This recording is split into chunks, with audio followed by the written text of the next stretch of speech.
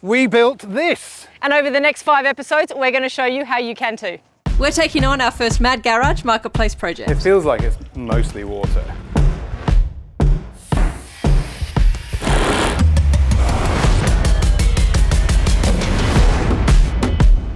This is a 2007 Subaru Forester XT that we just bought off Marketplace for less than my subscriptions for the year. It's done a cool 249,000 kilometres, and considering that, it's in pretty good nick. Supercheap Auto asked us to build the ultimate DIY project car, and who are we to say no to a challenge? If you're wondering who we are, I'm Molly, that's Dan. Dan's an automotive journalist with a previous life as a mechanic, and I'm a professional rally driver with plenty of experience as a bush mechanic. And together we built the Mad Garage. That's going to need paint, definitely. Paint and these headlights, yeah. That's got the old Aussie sunburn on it. That's going to need something doing about that. But that's good. That's all doable. And then this panel's really one of the big jobs. Yeah. This window opens, as you can see. That one over doesn't. there doesn't. Okay, right. The interior side of things is actually, it's been really well looked after. Yeah, it really has. You often see these doors, especially this side when you're getting in and out of the car, is always ripped and torn, but this is clearly been looked after by someone from the Blue Army. Yeah, 100%. We've got a good one here. And the other thing to point out is that this is the luxury grade. Cool. So this is a really, really good version. This vehicle has no fault codes. Alex, this one's too good. We'll give you some more money for it. Yep, it has engine. I wonder what all that noise was. Good.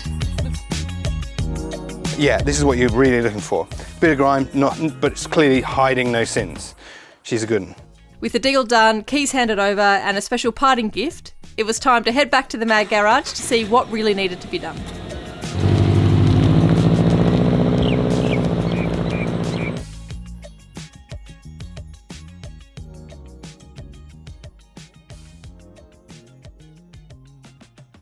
I mean, I'm used to looking at rally cars underneath, so... So you're spoiled, is what you're saying?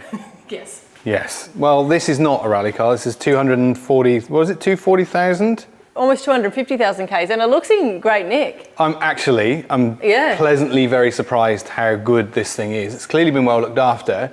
It's looking pretty good. Now, we were told this car's had the rocker cover gaskets done, which is great news, because that, I think, is an engine out job. And as you can see, it is dry as a bone under here. There was what we suspected a little oil leak, but we've had a clean up and nothing has come back. It might have just been a loose oil filter at some point.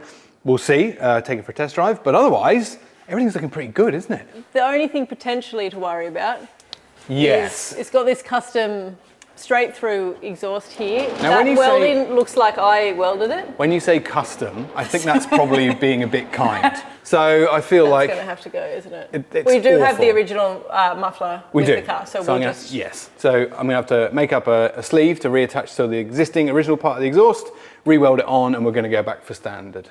The best thing with any sort of well-engineered car is for it to be used. And this car was a daily drive until like 3 days ago when we picked it up. So it's had a life, but it's had a good life, and that's exactly what you want to find. It's a bit like you. Yeah. What I think we should do now is... Take it for a drive. Read my mind. It goes really well too. I'm genuinely surprised at how well it goes. 2.5 turbo, not much weight. But like, you know, cars that used to be fast when they're new are now like nowhere near, because every car's quick now. You get in something old like this, 20 years old, and it just feels slow, is it? But it doesn't. It's genuinely a quick car still, isn't it? This feels like so much car for your money. The one thing are these brakes, driving them, you can feel those, especially, well, I think it's mostly the front, but they're definitely a bit warped. Right. I think the real test will be taking it out off-road and on some windy roads, but so far it drives straight, rides really nice, suspension, you know, feels like you would expect it to. It's not flogged out. No weird engine noises. Only the good engine noises. Yeah, exactly. You can have as much of that as you really like. Well, temp's good. Yeah.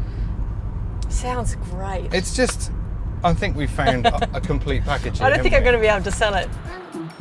Full inspection and test drive complete, we now have a better idea of the jobs ahead and the tools and parts we'll need to get the job done. So it's off to Supercheap Auto for my favourite part, shopping. Okay, Z436 ST. General servicing items are first on the list, but that is by no means the only plans we have for this beast.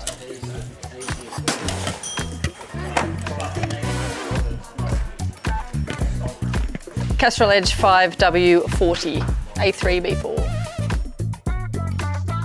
let's take her home. Yes. To the workshop. And the first thing... That sounds ridiculous. Mental. What is that? I love it. So, you might ask, what are those plans exactly? Well, it all started in 1995 when Subaru launched one of their most curious and collectible JDM specials, the Gravel Express. Based on the first generation WRX wagon, the Express featured higher ground clearance, bull bar, rear spare carrier, roof rails and unique graphics. Only 1,300 were built exclusively for the Japanese market. So we thought, what if we make our own mad version? Introducing the Gravel Espresso. Over this series, we'll be converting this car from a daily driver into the ultimate DIY all-terrain coffee delivery service. The car it was born to be. We'll be giving it a full service, fixing the mechanical issues we found, repairing and reconditioning the damaged and tired bodywork, then fully customising this build with a stack of off-road and off-grid accessories. And finally, we'll be heading out into the bush to see if our creation works. Make sure you're subscribed to keep up to date, and let's get building.